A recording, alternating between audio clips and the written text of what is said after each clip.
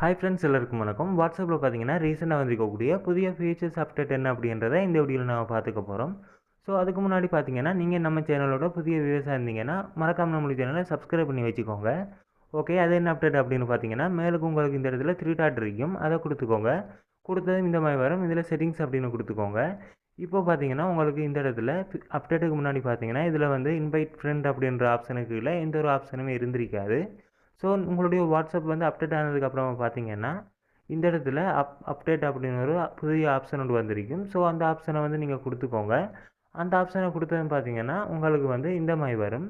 இதில் பார்த்தீங்கன்னா என்னென்னா உங்களுக்கு வந்து வாட்ஸ்அப்பில் வரக்கூடிய அப்டேட் எல்லாமே தானாகவே அப்டேட் ஆகணும் அப்படின்னா இந்த பெஸ்ட்டுக்கு இருக்கிற இந்த ஆப்ஷனை வந்து நீங்கள் எனேபிள் பண்ணி வச்சிங்கன்னா உங்களுக்கு வரக்கூடிய எல்லா அப்டேட்டுமே தானாகவே வந்து அப்டேட் ஆகிடும்.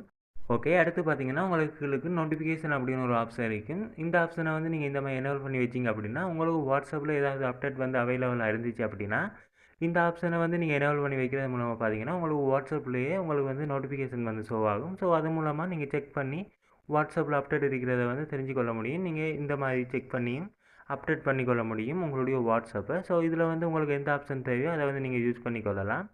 அடுத்த அப்டேட் என்ன அப்படின்னு பார்த்தீங்கன்னா உங்களுடைய வாட்ஸ்அப்பில் இந்த இடத்துல பார்த்தீங்கன்னா கால் டேப் அப்படின்னு ஒரு ஆப்ஷன் இருக்குது. அதை கொடுத்தீங்க அப்படின்னா உங்களுக்கு இந்த மாதிரி வரும். இதில் பார்த்தீங்கன்னா உங்களுக்கு அப்டேட்டுக்கு முன்னாடி இந்த மாதிரி தான் இருக்கும். ஸோ உங்களுடைய வாட்ஸ்அப்பை வந்து அப்டேட் பண்ணதுக்கப்புறமா பார்த்தீங்கன்னா உங்களுக்கு இந்த இடத்துல புதுசாக இந்த இடத்துல டயல் பேட் வந்து ஷோ ஆகும்.